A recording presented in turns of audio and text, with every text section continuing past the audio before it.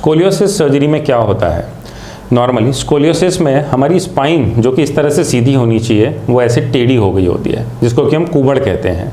तो जब हम सर्जरी कर रहे होते हैं तब हमें सर्जरी में इस तरह से बोन में स्क्रू डालने होते हैं।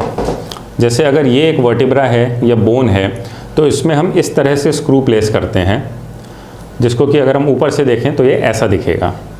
तो इस तरह से हम वर्टिब्रा में जिस लेवल को हमने आइडेंटिफाई किया होता है उसमें इस तरह से हम स्क्रू प्लेस करते हैं। इस तरह से स्क्रू प्लेस करने के बाद जो स्पाइन ऐसे टेढ़ी हो गई होती है, हम इनको स्क्रूज़ को आपस में कनेक्ट करने के लिए इस तरह से एक रॉड लगाते हैं और उसको रॉड के रोटेशन से ही उसको वर्टिब्रा जो कि टेढ़ा हो गया होता है ऐसा, उसको सीधा कर देते हैं और रॉड से फिक्स कर देते हैं।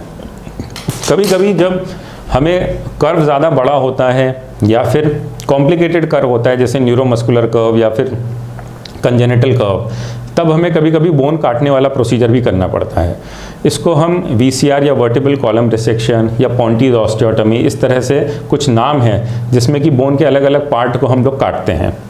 जैसे अगर ये बोन है, अगर मुझे इसको सीधा करना है, सपोजिंग ये बॉडी के अंदर है, तो हो सकता है मुझे इसका थोड़ा सा ऊपर का ही पार्ट काटना पड़े, या हो सकता है बीच का पार्ट काटना पड़े, या नीचे का पार्ट, या हो सकता है इस तरह से कोन काटना पड़े। तो इसीलिए हर तरह से कितनी बोन को हमें काटना है उसके अलग अलग नाम है। नॉर्मली जब भी स्पाइन इस तरह से टेढ़ी होती है तो उसको सीधा करने के लिए हमें किस तरह से हड्डी को काटना है, ये सब हम लोग ऑपरेशन के पहले ही डिसाइड कर लेते हैं और उस लेवल पे फिर हम लोग करेक्टिव ऑस्टियोटमीज करते हैं। ऑस्टियोटमी मतलब हड्डी काट के सीधा करना, और फिर इस तरह से उस सीधी हुई भी हड्डी को स्टेबलाइज करने के लिए स्क्रू और रॉड लगाते हैं, जिससे कि स्पाइन इस तरह से पूरी सीधी हो जाती है।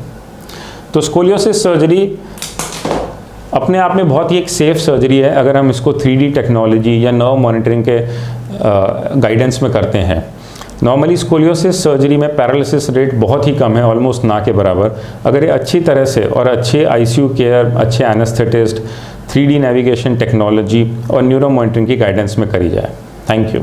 अगर आपको हमारा ये वीडियो पसंद आया तो हमारे चैनल को सब्सक्राइब करना ना भूलें और ज़्यादा से ज़्यादा शेयर करें।